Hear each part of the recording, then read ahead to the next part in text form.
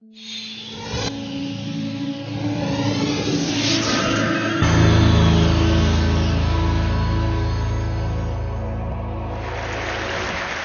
we'll be remembered in 200 years. I happen to live in a little town, Princeton, in New Jersey, which every year celebrates the great event in Princeton history, the Battle of Princeton, which was, in fact, a very important battle. It was the first battle that George Washington won, in fact, and was pretty much of a turning point in the War of Independence. It happened 225 years ago. It was actually a terrible disaster for Princeton. The town was burned down. It was in the middle of winter, and it was a very, very severe winter. And about a quarter of all the people in Princeton died that winter from hunger and cold. But nobody remembers that. What they remember is, of course, the great triumph that the Brits were beaten and we won, and that the country was born. And so I agree very emphatically that the pain of childbirth is not remembered. It's the child that's remembered. And that's what we're going through at this time. I wanted to just talk for 1 minute about the future of biotechnology, because I think I know very little about that. I'm not a biologist, so everything I know about it can be said in 1 minute.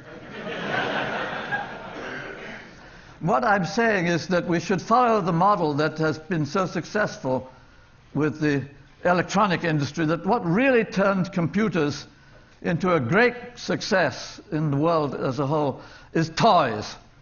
As soon as computers became toys when kids could come home and play with them, then the industry really took off. And that has to happen with biotech. There's a huge...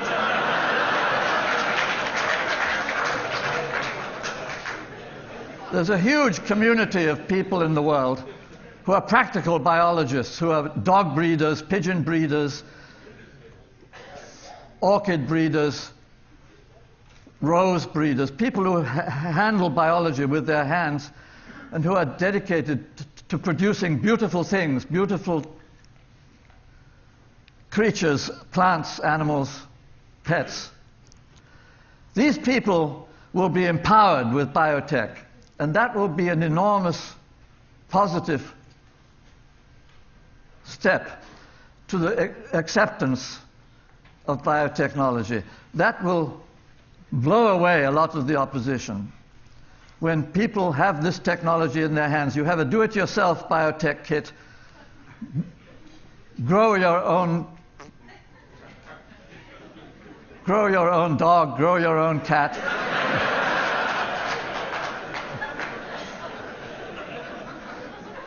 Just buy the software, you design it. I won't say any more. You can take it on from there. It's going to happen. And I think it has to happen before the technology becomes natural, becomes part of the human condition, something that everybody is familiar with and everybody accepts.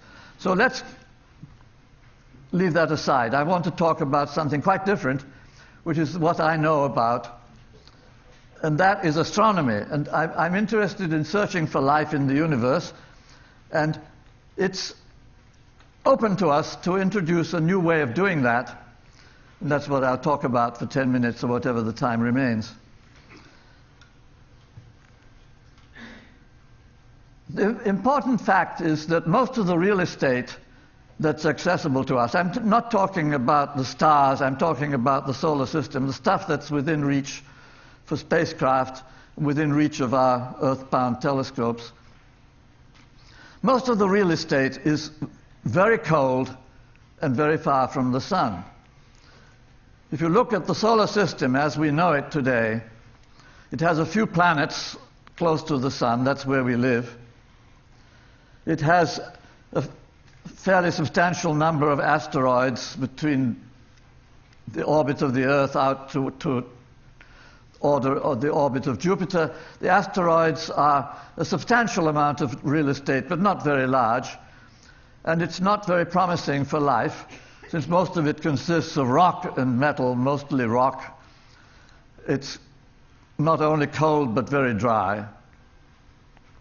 So the asteroids we don't have much hopes for. There's then some interesting places a little further out. The moons of Jupiter and Saturn, particularly there's a place called Europa, Europa is one of the moons of Jupiter, where we see a very level ice surface which looks as if it's floating on top of an ocean. So we believe that on Europa there is in fact a deep ocean, and that makes it extraordinarily interesting as a place to explore. Oceans are probably the most likely place for life to originate, just as it originated on the Earth. So we would love to explore Europa, to go down through the ice, find out who is swimming around in the ocean, whether there are fish or seaweed or sea monsters, whatever there may be that's exciting, or cephalopods. But that's hard to do. Unfortunately, the ice is thick. We don't know just how thick it is, probably miles thick. So it's very expensive and very difficult to go down there, send down your submarine or whatever it is, and explore. That's something we don't yet know how to do. There are plans to do it, but it's hard.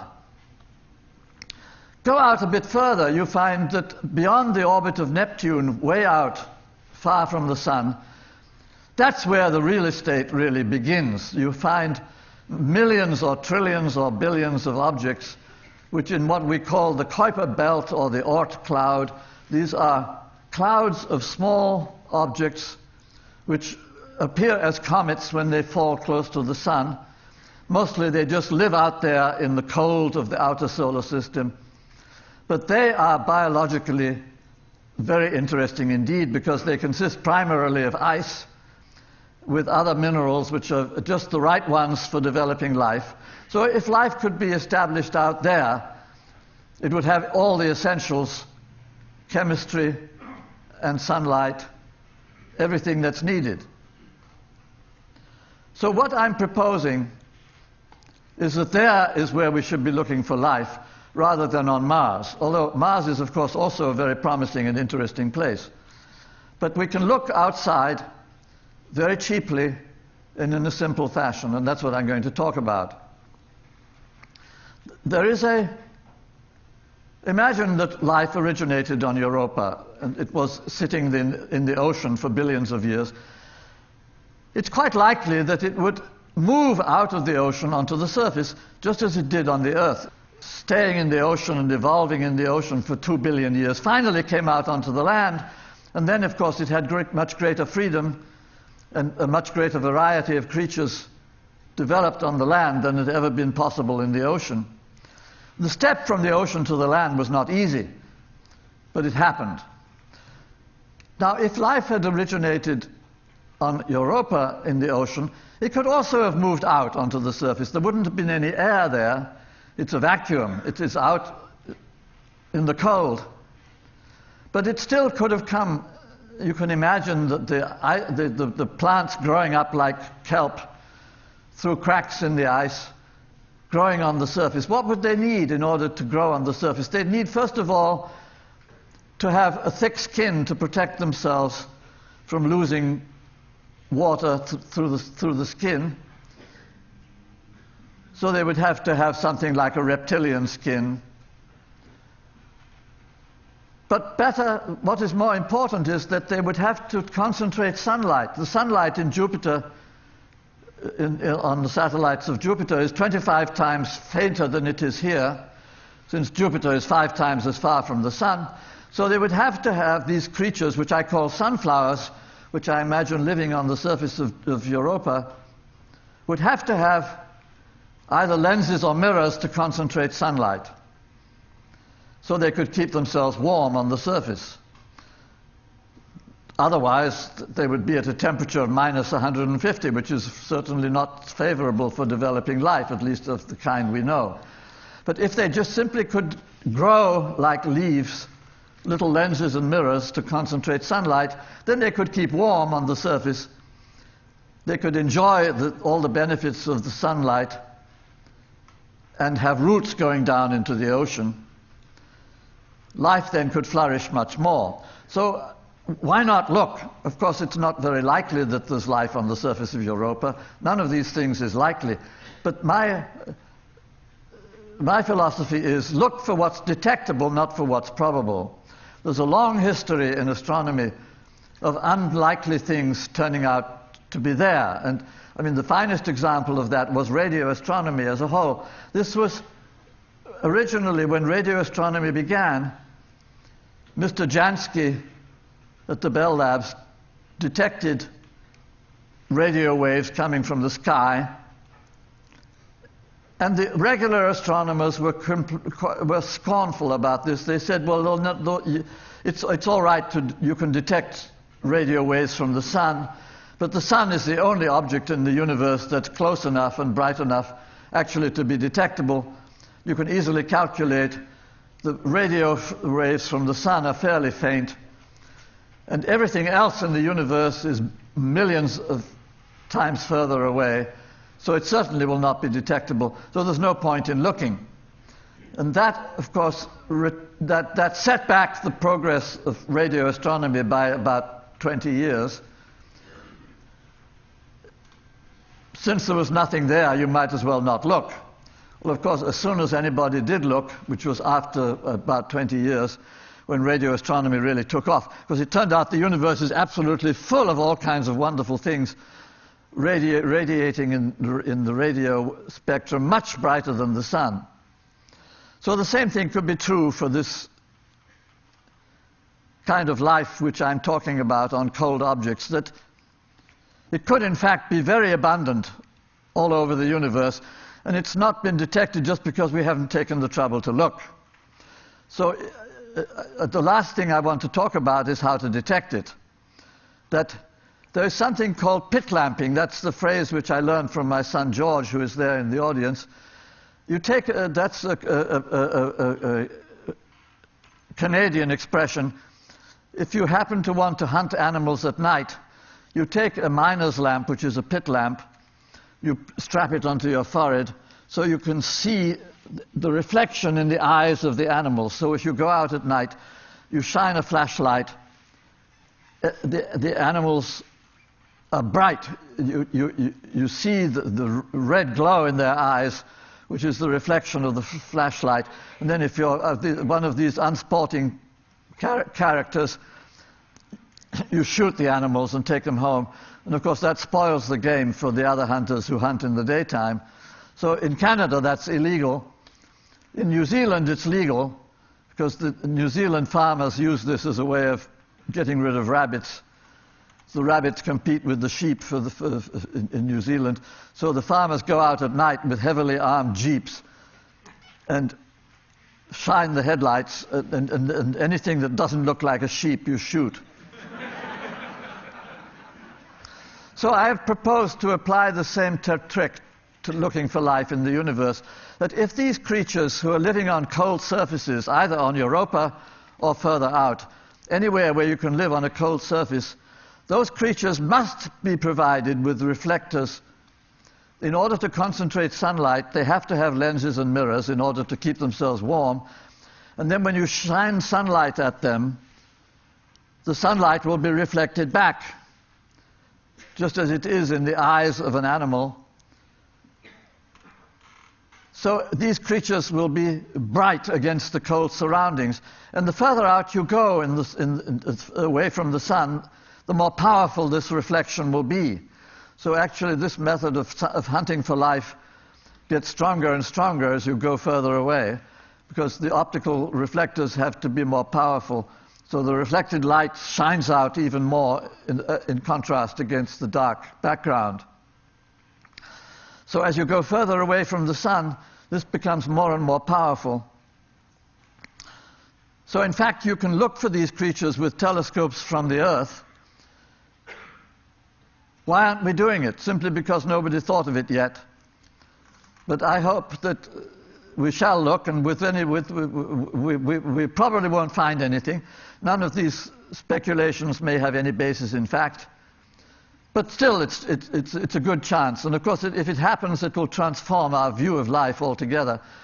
Because it means that the way life can live out there, it has enormous advantages as compared with living on a planet. It's extremely hard to move from one planet to another. We're having great difficulties at the moment. And any creatures that live on a planet are pretty well stuck, especially if you breathe air. It's very hard to get from planet A to planet B because there's no air in between. If you breathe air, then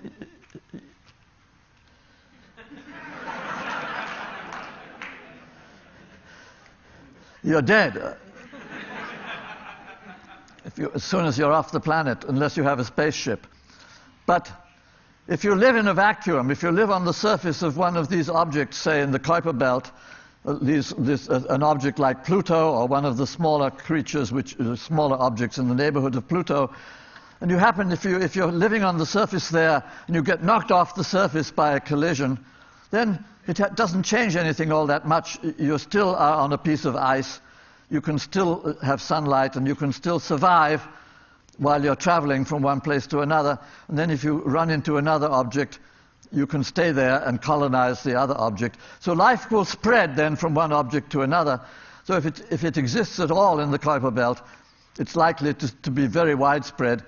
And you will have then a great competition among species, Darwinian evolution. So there'll be a huge advantage to the species which is able to jump from one place to another without having to wait for a collision. And there'll be advantages for spreading out long, sort of kelp-like forest of vegetation. I call these creatures sunflowers. They look like, maybe like sunflowers. They have to be all the time pointing toward the sun. And they will be able to spread out in space because gravity on these objects is weak. So they can collect sunlight from a big area. So they will, in fact, be quite easy for us to detect. So I hope in the next 10 years we'll find these creatures. And then, of course, our whole view of life in the universe will change. If we don't find them, then we can create them ourselves. That's another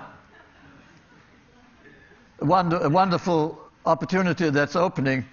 We can, as soon as we have a little bit more understanding of genetic engineering, one of the things that you can do with your take-it-home, do-it-yourself genetic engineering kit is to design a creature that can live on a cold satellite, a place like Europa. So we could colonize Europa with our own creatures. That would be a fun thing to do, and it would... In the long run, of course, it would also make it possible for us to move out there. What's going to happen in the end? It's not going to be just humans colonizing space. It's going to be life moving out from the Earth, moving it into its kingdom. And the kingdom of life, of course, is going to be the universe. And if life is already there, it makes it much more exciting in the short run. But in the long run, if there's no life there, we create it ourselves. We transform the universe into something much more rich and beautiful than it is today. So again, we have a big and wonderful future to look forward. Thank you.